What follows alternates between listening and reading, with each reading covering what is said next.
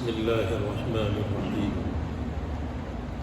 الحمد لله رب العالمين والعاقبة للمتقين، والصلاة والسلام على سيد الأنبياء والمرسلين سيدنا محمد وآله وأصحابه أجمعين. أما بعد، فأعوذ بالله من الشيطان الرجيم. بسم الله الرحمن الرحيم. اقرأ باسم ربك الذي خلق خلق الإنسان من علق اقرأ وربك الأكرم الذي علم بالقلم علم الإنسان ما لم يعلم صدق الله العظيم. محترم دوستو، بزرگوں، بھائیوں، گزشتہ سے پہلے والے بدھ میں سورۃ القدر کے بارے میں ترجمہ اور اس سے متعلق باتیں، اس کا ذکر کیا گیا.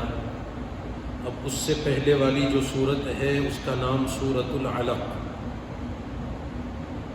بعض مفسرین نے اس کا نام سورہ اقرا بھی بیان فرمایا. سورۃ العلق تو ہے ہی اس کا نام، اس سورت کو سورہ اقرا بھی کہا جاتا ہے. اور قرآن پاک کی سب سے پہلی جو آیتیں ہیں جو دنیا میں اللہ کے نام وحی الہی کے ذریعے سب سے پہلا پیغام جو امت مسلمہ کو دیا گیا، ان میں یہ سورۃ العلق کی ابتدائی 5 آیتیں، جہاں تک ابھی تلاوت ہوئی وہاں تک کی آیتیں، یہ سب سے پہلی وحی ہے.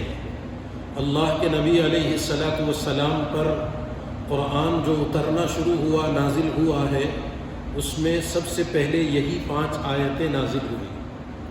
اس سے پہلے اللہ کے نبی علیہ السلام مکۃ المکرمہ میں آپ کی ولادت باسعادت ہوئی، آپ پیدا ہوئے. اللہ کی شان، اس کا نظام یہ کہ آپ کے دنیا میں آنے سے پہلے والد محترم کا انتقال ہو گیا، پھر دادا کی سرپرستی میں آپ رہے، پھر ان کا بھی انتقال ہو گیا تو پھر چچا کی سرپرستی میں آپ رہے. تقریباً ایک بعد دیگرے آپ کی پرورش کا نظام بناتے چلے گئے، یہاں تک کہ 40 سال کا زمانہ مکۃ المکرمہ میں آپ کا گزرا. 40 سال کے درمیان میں اللہ تبارک و تعالی نے لوگوں میں آپ کا تعارف اور آپ کے بارے میں حسن ظن کا ایک خیال اور ایک مزاج پیدا فرمایا. یہاں تک کہ پورے مکہ شہر کے اندر لوگوں میں آپ مشہور تھے. لوگ آپ کو صادق اور امین کے نام سے جانا کرتے تھے. لوگ یہ سمجھتے تھے کہ ہمارے ملک، ہمارے شہر میں ایک نوجوان ہے، بہت اچھا، سمجھدار، سچا اور امانت دار ہے. حتیٰ کہ بہت سے لوگ آپ کے پاس امانتیں رکھا کرتے تھے. بعض مفسرین نے لکھا ہے کہ کوئی مسائل کے فیصلے کرانا ہوتا تو آپ کو بلایا کرتے تھے. حالانکہ نبوت آپ کو ابھی نہیں ملی تھی، مگر ابتدائی زمانہ تھا، مکۃ المکرمہ میں آپ رہتے تھے. اور یہ اللہ کی شان ہے کہ اللہ تبارک و تعالی جس علاقے میں نبی کو بھیجنا چاہتے تھے وہیں آپ کی پیدائش کا نظام بنائے. کیوں؟ تاکہ باہر سے اگر کوئی آ کر کے نبوت کا دعویٰ کرے گا، لوگوں کو اس کے بارے میں معلومات نہیں ہوگی کہ یہ کون ہے، کہاں سے آئے، کیا ہے، پتہ نہیں چلتا ہے. اور لوگوں کو بسا اوقات آگے والے، سامنے والے کی باتوں کا یقین بھی نہیں آتا ہے. ایسے میں اللہ کی شان کہ آپ کی ولادت باسعادت مکۃ المکرمہ میں ہوئی، آپ کا بچپن، آپ کی جوانی اور آپ کی زندگی کا ایک بڑا حصہ مکۃ المکرمہ میں گزارا گیا. لیکن یہ وہ دور تھا جس دور میں مکے کے اندر پڑھنے لکھنے کا کوئی رواج نہیں تھا. نتیجے میں آپ بھی وہاں، چونکہ ظاہر سی بات ہے جس علاقے کے جیسا ماحول ہوتا ہے لوگوں کا وہ کام، وہ مزاج بن جاتا ہے. دیکھو، جن علاقوں میں لوگ اپنے بچوں کو پڑھاتے لکھاتے کرتے تو اس خاندان میں پیدا ہونے والے بچوں کا وہ کام ہو جاتا ہے. اور جن علاقوں میں نہیں ہوتا، جیسے آج بھی بہت سے قریے دیہات ایسے ہوتے جہاں پڑھانے لکھانے کا رواج نہیں ہوتا، بچہ پیدا ہو کر چند دنوں کے گزرنے کے بعد کھیتی باڑی کے کاموں میں اس میں اس کو لگا دے کر کے اسی میں اس کی زندگی پوری کروا دی جاتی ہے. تو ہوا یہ کہ اللہ کے نبی علیہ الصلوۃ والسلام کے لیے وہاں پڑھنے لکھنے کا مکے میں پورا رواج نہیں تھا، لیکن فطری طور پر یعنی آپ کی فطرت سلیمہ میں یہ بات پائی جاتی تھی کہ آپ ایک سو ہو کر اللہ کی طرف متوجہ ہوا کرتے تھے۔ چونکہ وہ زمانہ حضرت عیسیٰ علیہ السلام کے بعد کا زمانہ تھا، اور آپ کے آنے سے پہلے، آپ کی نبوت سے پہلے تک حضرت عیسیٰ علیہ السلام کی شریعت دنیا میں چل رہی تھی، تو عیسوی دین عیسوی کا نظام چلا کرتا تھا۔ مکۃ المکرمہ میں اللہ کی شان، اللہ کا نظام یہ کہ وہاں دین ابراہیمی کا نظام تھا بہت لمبے زمانے تک، لیکن چونکہ جیسے جیسے زمانہ گزرتا گیا، جو آگے بڑھتا چلا گیا، حالات بدلتے چلے گئے، یہاں تک کہ اب دین ابراہیمی میں بھی تبدیلی ہو گئی اور دین عیسوی میں بھی تبدیلی ہو گئی، مگر فطری طور پر اللہ کی شان یہ کہ آپ کے دادا عبد المطلب میں اللہ نے وہ صفات رکھے تھے جو نبیوں میں پائے جاتے، دین فطرت سلیمہ، فطرت اسلام کی صفات آپ کے دادا کے اندر اللہ کی طرف سے نظام تھا۔ اسی لیے ابو عبد المطلب یہ زندہ درگور کیے جانے والی لڑکیوں کی مخالفت کرتے، لوگوں کو غلط کاموں سے روکتے، نتیجے میں اللہ نے انہیں اتنا خوبصورت، اتنا وجیح چہرے والا بنایا تھا کہ آپ مکے کے سردار تھے، عبد المطلب آپ کے دادا۔ تو ہوا یہ کہ وہی فطرت سلیمہ آپ کی بھی، آپ کے اندر بھی وہ اللہ تبارک و تعالیٰ کو نبی بنانا تھا، تو وہ اوصاف آپ میں لانے تھے۔ بچپن سے ہی اللہ کی طرف سے آپ کی حفاظت کی نگرانی ہوتی رہی۔ اللہ کی شان، ایک واقعہ سیرت المصطفیٰ میں، واقعہ سیرت میں لکھا گیا کہ بچپن میں ایک موقع ایسا آیا کہ اللہ کے نبی علیہ السلام کے دوستوں نے زبردستی آپ کو ایک گانے کی مجلس میں، ایک محفل میں آپ کو لے گئے۔ شام کا وقت تھا، رات کا موقع تھا، تو آپ کے ساتھیاں دوستوں مل کر کے وہ جو بھی وہاں کا اس زمانے کا رواج تھا اس کے مطابق وہ ایک محفل سجی ہوئی تھی، اس میں آپ کو لے کر کے چلے گئے۔ فطری طور پر اللہ کا نظام یہ تھا کہ اللہ نے آپ کی تربیت فرمائی، آپ کی حفاظت فرمائی۔ اس موقع پر ہوا یہ کہ جیسے ہی دوستوں کے ساتھ آپ اس مجلس میں پہنچے، وہاں آپ کو آنکھ لگ گئی، نیند آ گئی، آپ سو گئے، یہاں تک کہ صبح ہو گئی، مجلس ختم ہو گئی، آپ کو پتہ بھی نہیں چلا کہ ہوا کیا یہاں۔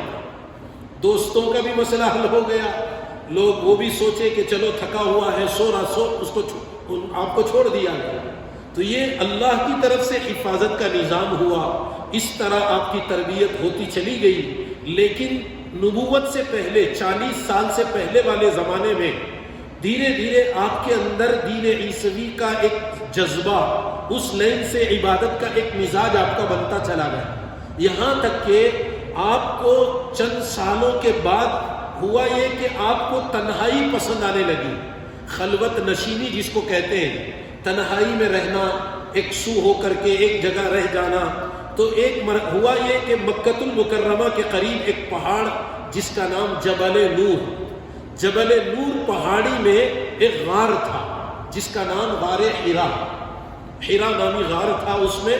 تو پہاڑی پر اللہ کے نبی علیہ السلام، چونکہ ابھی تو وہ شہر میں داخل ہو گیا وہ سب حصہ، ورنہ وہ تو شہر سے بہت باہر کا علاقے میں تھا، تو اللہ کے نبی علیہ السلام انفرادی طور پر وہاں جاتے، ایک سوئی کے ساتھ وہاں بیٹھ کر اللہ کی عبادت میں گزارا کرتے تھے۔ اسی دوران آپ کو وہ چیزیں اچھی لگنے لگی، لوگوں میں غیر غلط قسم کی مجلسوں میں، گپ شپوں میں ادھر ادھر بیٹھنے کے بجائے آپ چونکہ 25 سال کی عمر میں نکاح ہوا تھا حضرت سیدنا خدیجۃ الکبریٰ رضی اللہ تعالی عنہا کے ساتھ، اور وہ بڑی تاجرہ تھی، تو کبھی ان کی تجارت میں ساتھ دینے کے لیے بھی آپ ایک آدھ سفر بھی کیے ہیں تجارت کا۔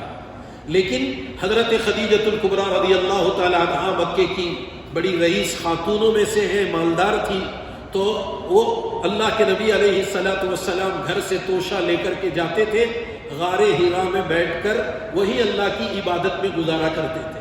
کبھی 1 دن 2 دن 4 دن 8 دن جیسا موقع ہوتا، جیسی سہولت ہوتی، حتیٰ کہ روایتوں میں یہاں تک لکھا گیا کہ آپ کی زوجہ محترمہ حضرت سیدنا خدیجۃ الکبریٰ رضی اللہ تعالیٰ عنہا کو جب کبھی اندازہ ہوتا کہ اللہ کے نبی علیہ السلام کا کھانا پانی ختم ہو گیا ہوگا تو خود توشہ تیار کر کے پکا کر بنا کر تیار کر کے حضرت خدیجۃ الکبریٰ رضی اللہ تعالیٰ عنہا امہات المومنین میں سے ہیں، وہ خود توشہ لے کر کے غار حرا جایا کرتی تھی اور اللہ کے نبی علیہ السلام کو کھانا پہنچایا کرتی تھی۔ اسی لیے روایتوں میں آتا ہے جب تک حضرت خدیجۃ الکبریٰ رضی اللہ عنہا باحیات رہی، اللہ کے نبی علیہ السلام نے دوسرا نکاح نہیں فرمایا، اور جب بھی اللہ کے نبی علیہ السلام کے سامنے حضرت خدیجۃ الکبریٰ رضی اللہ تعالیٰ عنہا کی یاد آتی، آپ کی آنکھوں سے آنسو جاری ہوتے تھے، اور آپ مجمع میں لوگوں سے بلکہ اپنے ازواج مطہرات سے کہا کرتے تھے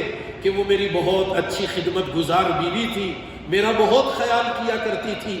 اسی لیے اللہ کے نبی علیہ السلام جب باہر کے حالات سے دوچار ہو کر، چونکہ ابتدائی زمانہ تھا نبوت کے بعد میں بھی، جب حالات آپ پر آئے تو ان حالات میں گھر میں دلاسا اور تسلی دینے والی آپ کی زوجہ محترمہ حضرت خدیجۃ الکبریٰ رضی اللہ تعالیٰ عنہا آپ کو ہمت دلاتی، تسلی دیتی۔ اسی ابتدائی وحی کے بعد میں جب آئے ہیں تو اس موقع پر بھی تسلی دینے والی حضرت خدیجۃ الکبریٰ رضی اللہ تعالیٰ عنہا ہے۔ تو غرض ہوا یہ، حضرت خدیجہ رضی اللہ تعالیٰ عنہا اتنی اوپر، بعض علماء نے ہمارے اس شہر کے ایک بہت بڑے عالم دین جن کا انتقال ہو گیا، اللہ مغفرت فرمائے، انہوں نے فرمایا کہ ہم اپنی جوانی میں غار حرا کو جانا، اس غار تک پہنچنا، اس پہاڑ پہ چڑھنا بظاہر بہت مشکل لگتا ہے، مگر وہ خاتون عورت ہو کر کے خود توشہ تیار کر کے کیسے جاتی تھی اور کیسے اللہ کے نبی کے پاس پہنچ کر کیسے اللہ کے نبی تک وہ توشہ وغیرہ پہنچایا کرتی تھی۔ چونکہ آج کل تو کچھ نہ کچھ سہولتیں بنا دی گئی، سیڑھیاں بنائی گئی، اور وہاں تک آدھے راستے تک، آدھے پہاڑ تک تو ابھی تو ماشاءاللہ سواریاں بھی جاتی ہیں، یعنی کچھ حصہ اوپر تک پہاڑ پر سواریاں بھی جاتی ہیں، اس کے باوجود بھی آگے جانا مشکل ہے لوگوں کو۔ مگر وہ زمانہ جس زمانے میں کوئی ویسے مستقل راستے نہیں بنے ہوئے تھے، کوئی ایسی سہولتوں کا نظام نہیں تھا، مگر نیچے سے اتنی اوپر تک جانا اور دینا، یہ واقعتاً اللہ کے نبی علیہ السلام کی محبت، اللہ کے نبی سے تعلق اور اپنے شوہر کی خدمت کا ایک جذبے کی مثال ہے، خدمت کی ایک مثال ہے۔ اسی کی وجہ سے اللہ کے نبی آپ کو یاد کرتے تو رویا کرتے تھے، آپ کی یاد آتی تو آپ کی خدمتوں کو یاد کیا کرتے تھے، اور آپ یہ کہا کرتے تھے کہ بہت اچھے زمانے میں، یعنی میری ضرورت کے موقع پر میری خدمت کیا کرتی تھی اور مجھے ساتھ دیا کرتی تھی۔ اسی لیے سیرت میں ایک سال گزرا ہے جس کا نام عام الحزن ہے، غم کا سال۔ یہ وہ سال تھا جس سال جس سال میں ابو طالب کا انتقال ہوا، اور ایک طرف حضرت خدیجہ رضی اللہ تعالیٰ عنہ کا انتقال ہوا۔ یہ دو انتقال کے بعد اللہ کے نبی بہت زیادہ غمزدہ ہو گئے، اس لیے کہ ابو طالب کے ذریعے باہر کے لوگوں سے حفاظت ہوا کرتی تھی، مکے والوں سے، اور گھر کو آتے تو گھر میں بیوی کے ذریعے آپ کو تسلی ملا کرتی تھی۔ جب یہ دونوں سہارے آپ کے اٹھ گئے، آپ بہت زیادہ غمزدہ ہو گئے، اتنے غمزدہ ہو گئے کہ یعنی سیرت میں اس سال کا نام ہی عام الحزن پڑ گیا، یعنی غم کا سال۔ اس قدر آپ غمزدہ ہو گئے تھے کہ اللہ تبارک و تعالی آپ کے اس غم کو دور کرنے کے لیے، آپ کو اس سے بھلانے کے لیے، یا آپ کے ذہن سے وہ چیز نکلوانے کے لیے، اللہ تبارک و تعالی نے اپنے پاس معراج میں بلایا ہے آپ دیکھیں گے معراج کا جو واقعہ پیش آیا، اصل میں وہ یہ دو حالات کے بعد میں آپ کو اللہ کی طرف سے معراج پر بلایا گیا، آسمانوں کی سیر کرائی گئی، بیت المقدس کو بلایا گیا۔ وہ ایک تفصیلی واقعہ، وہ ایک موقع ہے، کبھی موقع ہو تو اس معراج کے واقعے کا ذکر ہو جائے گا، لیکن بتانا یہ ہے کہ اللہ کے نبی علیہ السلام کے لیے حضرت خدیجہ رضی اللہ تعالیٰ عنہا کا انتقال، آپ کی جدائی بہت بڑے غم کا سبب اور ذریعہ بن گیا۔ وہ کیوں ہوا؟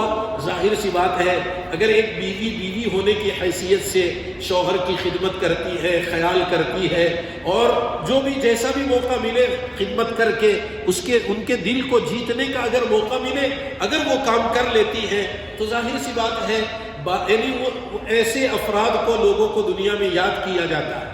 تو ہوا یہ کہ اللہ کے نبی علیہ السلام آخری موقع پر غار میں جایا کرتے تھے، غار ہرا میں بیٹھ کے اللہ اللہ کر کے ایک سوئی کے ساتھ خلوت میں تنہائی میں اللہ کی عبادت کیا کرتے تھے۔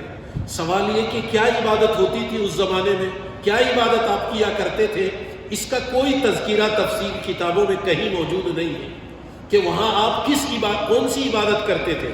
جیسے مثلا اب ہم لوگ اعتکاف کر رہے ہیں، اعتکاف میں کوئی آدمی بیٹھتا ہے، روزہ رکھتا ہے، نمازیں پڑھتا ہے، قرآن کی تلاوت کرتا ہے، اللہ کا ذکر کرتا ہے، یہ تو وہ عبادتیں ہیں جو بعد میں مشروع ہوئی ہیں۔ لیکن ابھی چونکہ آپ کو نبوت بھی نہیں ملی ہے، آپ نبی بھی نہیں بنائے گئے، ایسے میں نہ نماز کا مسئلہ، نہ تلاوت کا، نہ کوئی عبادتوں کا۔ لیکن مفسرین نے اتنا لکھا ہے کہ من جانب اللہ کی طرف سے جن چیزوں کا القاء آپ کے دل میں ہوا ہوگا وہ عبادتیں آپ کیا کرتے تھے، یا اس زمانے کا حضرت دین عیسوی میں جو رواج تھا، ہو سکتا ہے کہ اس رواجی دین کے مطابق وہاں جو مکہ المکرمہ میں جو نیک لوگ رہتے تھے، جو کچھ جس لین کی بھی عبادتیں کرتے ہوں گے، اس لین کی کوئی بھی عبادت، لیکن اتنا ہے کہ ایک سوئی کے ساتھ اللہ کی طرف متوجہ ہونے کے لیے آپ کئی دن رہ جایا کرتے تھے۔ حتیٰ کہ یہ جو ابتدائی وحی آئی اس سلسلے میں اس موقع پر تو مکمل 1 مہینہ رمضان کا آپ نے غار حرا میں گزارا ہے، تفسیروں میں موجود ہے۔ رمضان کا مہینہ تھا اور آپ نے پورا مکمل 1 مہینہ غار میں گزارا ہے، تنہائی میں ایک سو ہو کر، جو اللہ کی طرف سے آپ کے ذہن میں بات آئی ہوگی، جو عبادت اس زمانے کی رواج کے مطابق کی ہوگی، وہ عبادت آپ کیا کرتے تھے۔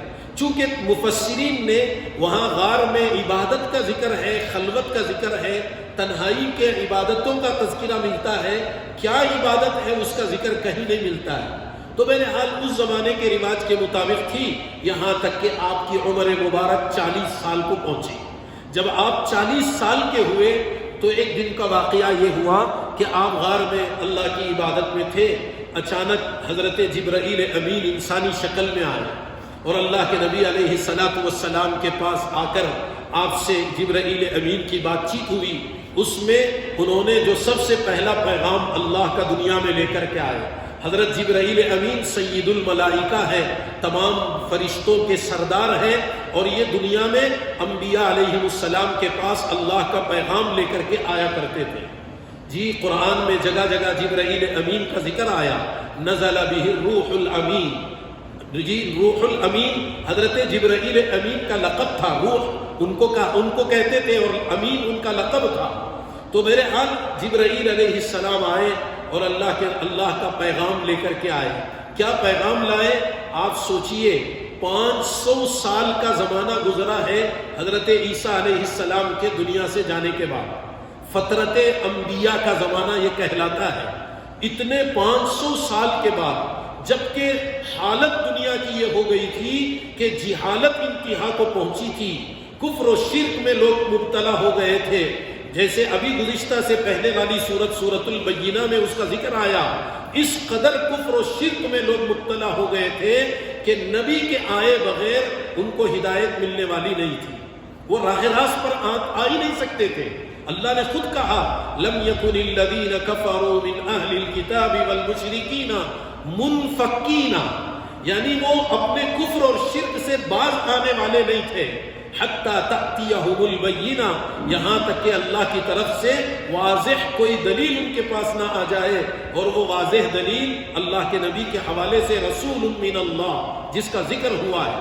آپ اندازہ لگائیے، آپ سوچئے کوئی حکم پہلا یا پہلی قرآن کی آیتیں نماز کے بارے میں نہیں آئی، روزے کا ذکر لے کر روزے کے احکامات والی آیتیں نہیں اتری، زکوٰۃ والی نہیں اتری، حج والی نہیں اتری، اور دیگر اور بھی مسائل، بہت سے مسائل ہیں۔ بھئی جب ساری کی ساری قوم جہالت اور گمراہی میں پڑی ہے، اب اس کی ہدایت کہاں سے شروع کی جائے گی؟ کیسے اس کی ابتدا ہوگی؟ حضرت علی میاں صاحب رحمۃ اللہ علیہ نے اپنی ایک کتاب میں یہ قول نقل کیا کہ امت کو اس بات پر غور کرنے کی ضرورت ہے کہ سب سے پہلا پیغام اللہ نے براہ راست نبی کے واسطے سے امت کو جو پیغام دیا ہے وہ ہے تعلیم کا، پڑھنے کا پیغام امت کو دیا ہے۔ کیوں؟ جب علم آئے گا، پڑھنا، قرآن کی تعلیمات لوگوں میں آئے گی تو پھر اس کے بعد دھیرے دھیرے اس کے ذریعے ساری چیزیں معلوم ہوتی چلی جائیں۔ آپ سوچئے، ایک آدمی انتہائی جہالت میں پڑا ہوا ہے، آپ اس کی اصلاح کرنا چاہ رہے ہیں تو کہاں سے شروع کریں گے؟ کیسے اس کی شروعات ہو سکتی ہے؟ یعنی کسی نے، کوئی آدمی برس سے کبھی نماز نہیں پڑھا، فوراً آپ اس سے کہہ دیں کہ نماز پڑھیے تو وہ کیسے نماز پڑھے گا؟ کبھی اس نے روزہ نہیں رکھا، روزہ نہیں جانتا ہے، اگر اس سے کہا جائے کہ روزہ رکھو تو کیسے روزہ رکھے گا؟ اللہ کی شان ہے، اللہ کا نظام ہے۔ اس 500 سالہ فترت انبیاء کے، نبی کے زمانے کے گزرنے کے بعد پہلا میسج، پہلا پیغام جو قرآن کے ذریعے سے امت کو دیا گیا، بلکہ پہلا کلمہ وہ ہے اقرا، پڑھیے۔ پڑھیے کا معنی پڑھنے کا پیغام دے کر کے بھیجا گیا۔ تعلیم آ جاتی ہے تو پھر انشاءاللہ اس کے ذریعے سے جہالت خود بخود ختم ہو جائے گی۔ آدمی میں علم آتا ہے، نور آ جائے گا، نور آتا ہے تو ظلمتیں ختم ہو جاتی ہیں، اندھیریاں ختم ہو جاتی ہیں۔ اسی لیے آج دنیا میں اس کی کوششیں کی جاتی ہیں کہ امت کسی نہ کسی طرح تعلیم میں لگ جائے، حالانکہ یہ بھی ایک بہت بڑے کمال کی چیز ہے۔ علم حاصل کرنا سب کے بس کی بات نہیں ہے، ہر ایک کو یہ دولت نہیں ملتی ہے، اور یہ جو دولت ملتی ہے وہ اللہ کے چنندہ بندوں کو دی جاتی ہے، بندیوں کو دی جاتی ہے۔ لہذا علم حاصل کرنے کا میسج اور یہ پیغام سب سے پہلے دیا گیا۔ چنانچہ حضرت جبرائیل امین نے آ کر، اللہ کے نبی علیہ السلام کی زبان عربی تھی، آپ عرب کے تھے، تو آپ سے عربی میں انہوں نے کہا اقرا، پڑھیے، اے نبی جی آپ پڑھیے۔ آپ نے فرمایا ما انا بقارئ، میں تو پڑھا ہوا نہیں ہوں، میں کیا پڑھ سکتا ہوں، میں تو پڑھا ہوا نہیں ہوں، مجھے معلوم بھی نہیں ہے کیا پڑھنا ہے۔ لیکن حضرات مفسرین نے لکھا ہے، آپ نے یہاں یہ نہیں کہا کہ مجھے پڑھنے نہیں آتا، میں نہیں پڑھ سکتا، یہ نہیں بولے آپ۔ حضرت جبرائیل امین نے جب آپ سے کہا اقرا، تو آپ نے جواب میں کیا الفاظ استعمال کیے وہ تک مفسرین نے جمع کر کے رکھا ہے، اس کو لکھا گیا۔ آپ نے فرمایا ما انا بقارئ، یعنی آپ تو جبرائیل کو نہیں جانتے تھے، مگر انہوں نے جب کہا پڑھیے تو آپ نے کہا کہ بھئی میں تو پڑھا ہوا آدمی نہیں ہوں، میں تو کچھ پڑھا لکھا نہیں ہوں، آپ مجھ سے پڑھنے کی بات کر رہے ہیں۔ اللہ کی شان، حضرت جبرائیل امین نے آپ سے معانقہ کیا، گلے لگایا، اور آپ کو اپنے سینے سے لگا کر کے دبوچا، یہاں تک کہ بعض علماء نے لکھا کہ بھینچا، زور سے آپ کو دبایا۔ ہو سکتا ہے اللہ کا نظام یہ ہے کہ ملکوتی کچھ صفات جبرائیل امین کے سینے سے اللہ کے نبی کے سینے میں منتقل کروانا تھا، چونکہ قرآن اللہ کا ایک بہت وزنی، بھاری، بوجھل کلام ہے۔ حضرت مولانا ابراہیم دیولہ صاحب دامت برکاتہم نے ایک موقع پر حضرت نے فرمایا کہ شرعی اعمال کے موقع پر آدمی کو وزن محسوس ہوتا، بوجھ محسوس ہوتا ہے کہ بھئی آج یہ کام کرنا ہے، آج گشت کرنا ہے، آج فلاں عمل کرنا ہے، آج یہ عبادت کرنی ہے۔ اب آدمی کو کبھی بوجھ ہوتا؟ فرمایا کہ ہاں بوجھ ہوتا ہے۔ جواب میں کہا گیا کہ جی بوجھ ہوتا، فرمایا کہ ہونا چاہیے، اس لیے کہ اللہ کا پیغام، اللہ کی عبادتیں اور یہ جو یعنی اعمال بظاہر انسان کے لیے بوجھل اور وزنی ہوا کرتے ہیں۔ اس موقع پر فرمایا اِنَّا سَنُلْقِي عَلَيْكَ قَوْلًا ثَقِيلًا، اللہ کہہ رہے ہیں ہم آپ پر ایک وزنی کلام اتارنے والے ہیں، بوجھل۔ روایتوں میں آتا ہے اللہ کے نبی علیہ السلام بسا اوقات بعض صحابہ کی ران پر سر رکھ کے آرام کر رہے، وہی آ گئی، اتنا بوجھ ہو گیا کہ ان کو محسوس ہونے لگا کہ میرا پیر ٹوٹ جائے گا، پیر پر سر رکھے تھے، وہی آئی ہے، اس کیفیت کی وجہ سے وزن محسوس ہونے لگا۔ تو یہ اتنا بوجھل کلام تھا، تو اس کی برداشت کی طاقت بھی تو آپ میں پیدا کروانی تھی۔ اس کے لیے جبرائیل امین نے آپ کو سینے سے لگا کر کے دبوچا اور اس تھوڑی دیر کے بعد چھوڑ دیا۔ روایتوں میں آتا ہے آپ نے ارشاد فرمایا کہ وہ موقع ایسا تھا کہ مجھے بہت تکلیف بھی ہوئی اس میں، اتنی زور سے حضرت جبرائیل امین نے مجھ سے معانقہ کیا اور مجھے دبوچا کہ جس کی وجہ سے مجھے تکلیف محسوس ہوئی اس میں۔ پھر اس کے بعد آپ نے جبرائیل امین نے دوبارہ کہا اقرا، پڑھیے۔ آپ نے پھر وہی جملہ دہرایا ما انا بقارئ، میں پڑھا ہوا نہیں ہوں، دوسری مرتبہ پھر آپ نے مجھ سے معانقہ کر کے پھر مجھے اپنے سینے سے لگایا اور دبوچا، پھر اس کے بعد چھوڑ دیا اور پھر کہا تیسری دفعہ میں اقرا. آپ نے کہا جواب میں ما انا بقاری، میں پڑھا ہوا نہیں ہوں. تو پھر تیسری مرتبہ پھر آپ کو اپنے سینے سے لگا کر کے دبوچا، پھر چھوڑا. اس کے بعد حضرت جبرائیل امین نے یہ آیتیں تلاوت فرمائی اور کہا اقرأ بسم ربک الذی خلق خلق الانسان من علق اقرأ وربک الاکرم الذی علم بالقلم علم الانسان ما لم يعلم. یہاں تک کی آیتیں پڑھی، بلکہ آپ سے کہا اقرأ بسم ربک الذی خلق، پڑھیے اپنے رب کے نام سے، پالنے والے پالنہار کے نام سے پڑھیے جس نے تمام مخلوق کو پیدا کیا ہے. اللہ کے نبی علیہ السلام جبرائیل کے ساتھ پڑھنے لگے، آپ کی زبان مبارک سے قرآن کی تلاوت شروع ہو گئی، قرآن کی تلاوت جاری ہو گئی. آپ بھی یہ آیتیں پڑھنے لگے جبرائیل امین کے ساتھ. حضرات مفسرین نے لکھا ہے، دیکھو جبرائیل امین نے پہلا لفظ، پہلا کلمہ اقرا کا آیا اور دوسرا کلمہ کیا آیا اس کے بعد؟ اسم ربک آیا.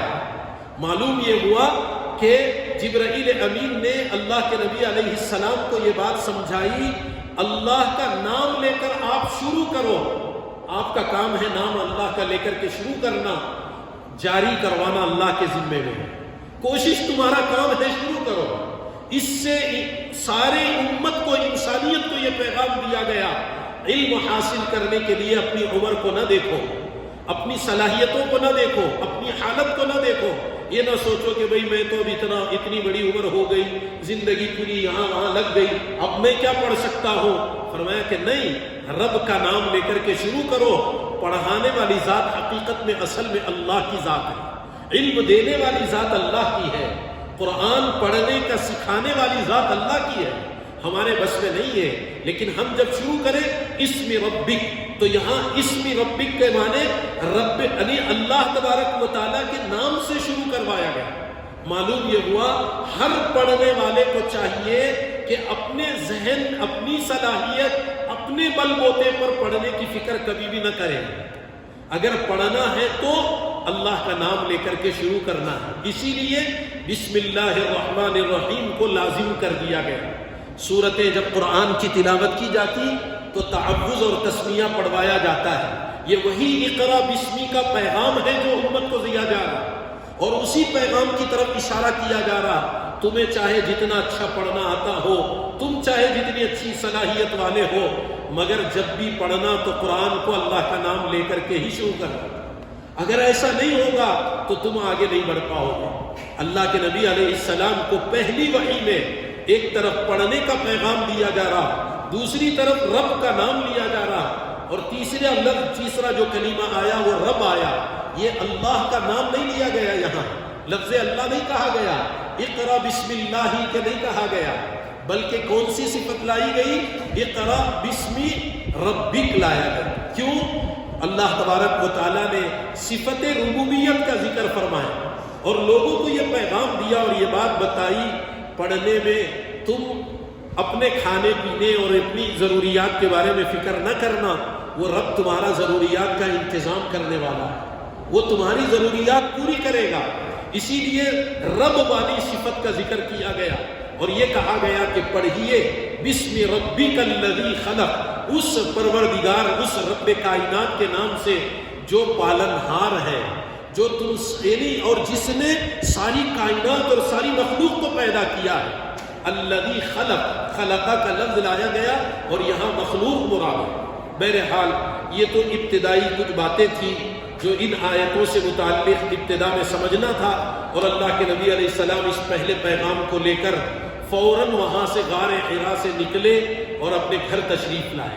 جب گھر تشریف لائے آپ کانپ رہے تھے، چونکہ جبرائیل امین کو پہلی دفعہ آپ نے دیکھا تھا، آپ کو معلوم نہیں کہ یہ کون ہے، کیا پیغام یہ لے کر کے آئے ہیں.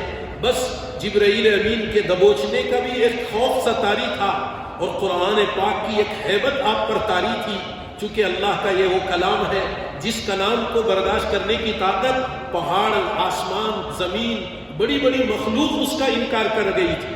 انا عرضنا الامانة على السماوات والارض والجبال فابین ان يحملنها واشفقن منها. قرآن اتارے جانے کا ذکر ہوا تو پہاڑ پھٹ گیا، زمینیں پھٹ گئی اور وہ اس کے بوجھ کو برداشت نہیں کر سکتی تھی. اندازہ لگائیے پہلی مرتبہ یہ وحی اور یہ آیتیں لے کر کے آپ جا رہے ہیں، آپ کے اندر کس قدر خوف، دہشت، کس قدر خوف اور کس قدر اس قرآن کی ہیبت آپ کے دل میں تھی.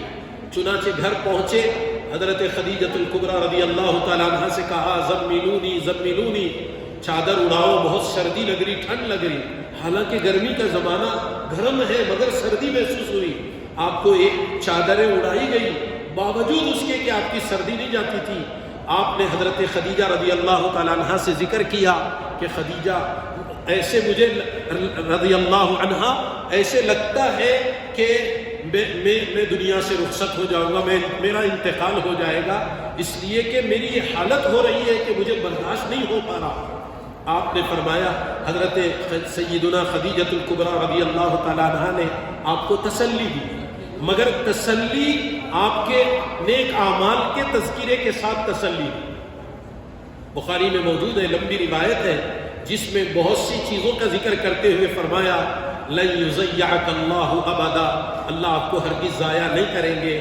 وتحمل الکل وتعین علی نواء الحق، آپ تو لوگوں کا بوجھ اٹھاتے ہیں اور لوگوں کی مدد کرتے ہیں اور آپ مظلوموں کا سہارا بنے ہوئے ہیں. آپ کے بھلائی کے کاموں کو یاد کرنے میں اور بتانے لگی کہ آپ یہ کام کرتے ہیں اور اچھے کام کرنے والوں کو اللہ کبھی ضائع نہیں کرتے. چنانچہ حضرت خدیجۃ الکبریٰ رضی اللہ تعالیٰ عنہ اپنے چچا زاد بھائی ورقہ بن نوفل، جو اس زمانے میں دین عیسوی کو ماننے والوں میں سے تھے، انہوں نے تورات پڑھی تھی، وہ زبانیں سیکھی تھی اور اس میں اللہ کے نبی علیہ السلام کے یہ سارے حالات کو بھی وہ جانتے تھے. انہوں نے اپنے بھائی ورقہ بن نوفل کے پاس اللہ کے نبی علیہ السلام کو لے کر کے گئی اور کہا چچا زاد میرے بھائی ذرا دیکھو تمہارے بھتیجے کا حال کیا ہے، یہ کچھ نئی نئی باتیں بیان کر رہے ہیں. تو انہوں نے اللہ کے نبی علیہ السلام سے پوچھا، احوال لیے، تو وہ اس وقت فرشتے بستر پر تھے، وہ بالکل کمزور ہو گئے تھے، بہت بڑی عمر ان کی ہو چکی تھی. اللہ کے نبی علیہ السلام نے اپنا پورا وہ واقعہ سنایا وحی کا. انہوں نے فرمایا کہ یہ وہی خدا کی قسم، یہ وہی ناموس ہے، وہی فرشتہ ہے جو انبیاء علیہ السلام کے پاس وحی لے کر آتا تھا. میں خوشخبری دیتا ہوں تم اللہ کے نبی ہو، اللہ نے تمہیں نبوت عطا فرمائی. تب آپ کو پتہ چلا کہ یہ نبوت ہے اور یہ مجھے قرآن اللہ کی طرف سے اللہ کا یہ پیغام مجھے ملا ہے. بہرحال آگے اور بھی کچھ باتیں ہیں، انشاءاللہ اگر اللہ موقع دے آئندہ اس کا ذکر کیا جائے گا. اللہ سے دعا کرے کہ اللہ تعالی ہم تمام کو صحیح معنوں میں قرآنی پیغام کو سمجھنے کی اور اس پر عمل کرنے کی، خاص کر سورہ علق کے ذریعے پڑھنے کا، قرآن کی تعلیم کے حاصل کرنے کا جو پیغام ملا ہے، اس سے تو امت مسلمہ کو یہ دیا جا رہا پیغام کہ عمر کے جس حال میں بھی جہاں بھی ہوں ہم قرآن اور حدیث اور یہ علم کو حاصل کرنے کی فکر میں لگے رہیں. اگر ہم نہ بھی پڑھنے نہیں بھی آتا ہے، کوشش کر کے اللہ کا نام لے کر محنت شروع کرے، کام شروع کرے، اللہ کی مدد ہو جائے گی. اللہ ہم سب کو صحیح معنوں میں قرآنی علوم کو حاصل کرنے کی توفیق عطا فرمائے اور اس پر عمل کی توفیق عطا فرمائے. آمین. وآخر دعوانا ان الحمد للہ رب العالمین.